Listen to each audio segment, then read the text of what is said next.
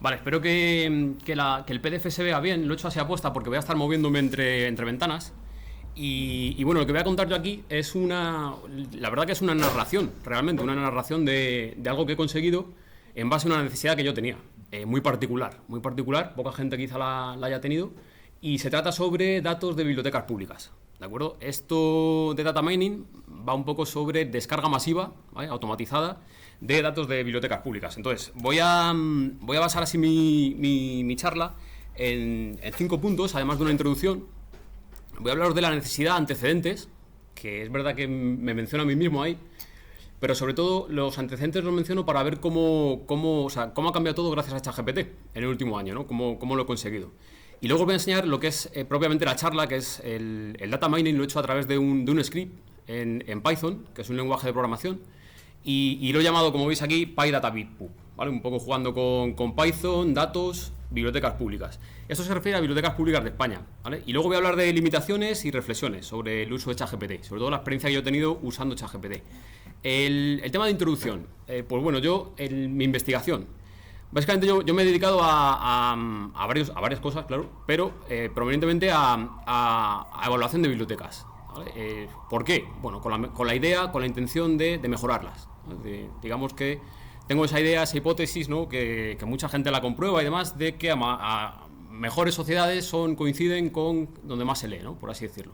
Y va un poco por ahí. Entonces, este título que tenéis aquí de análisis, evaluación y desarrollo de herramientas y métodos, realmente fue el de mi tesis de 2019. Luego he hecho más cosas con otros sectores, pero bueno, de ahí es un poco el ámbito de esta charla.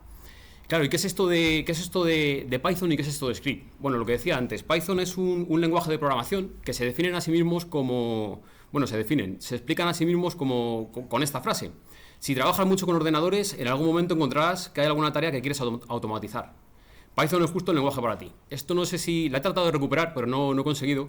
Una noticia que a mí me llamó la atención hace 5 a 10 años, de un tipo trabajando que había conseguido automatizar todas sus tareas y que la habían pillado, por así decirlo, ¿no? Como que no trabajaba, por así decirlo, ¿no? Entonces tenía un arsenal de scripts ahí montados y él no hacía nada al final, ¿no? Entonces, bueno, sí que hizo algo en su origen, automatizar precisamente todas sus tareas, ¿vale?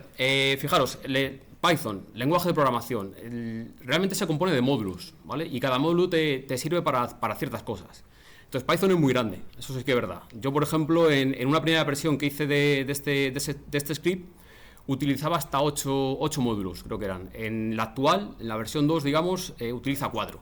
Pero depende de lo que requieras, vas a tener que instalar unos módulos u otros, ¿vale? Entonces, puede ser simple y puede ser complejo en ese sentido. Y bueno, esto que ya llamo yo módulos, en inglés lo llaman libraries, que es un poco una traducción un poco errónea quizá al español, que no son bibliotecas, ¿no? Digamos que son módulos, ¿vale? En términos de programación, aunque muchas veces se ve también como librerías de código o similar. Y lo bueno que tiene Python, que esto es importante, es que es multiplataforma, se puede ejecutar tanto en Windows, Mac y Linux. De hecho, lo que veis ahora mismo en pantalla es un Linux, ¿vale? Que yo uso Linux, y es importante eso, porque uno de los antecedentes que hice solo se podía utilizar en Linux, con una aplicación que es propia de este sistema. Entonces, esto digamos que abrió un poco el marco de ejecución del script. Y claro, ¿qué es script? Bueno, un script realmente en Python es un archivo que tiene este formato de .py, ¿vale? .py, y realmente es un documento, claro, es código, donde se recogen las órdenes, funciones, instrucciones para la automatización de procesos, ¿vale? Es un poco la idea. Lo que os voy a enseñar hoy, lo que vamos a ver hoy es precisamente este script, ¿vale? Lo voy a sacar en crudo incluso, ¿no?, para que veáis un poco el código, y lo voy a explicar, de hecho.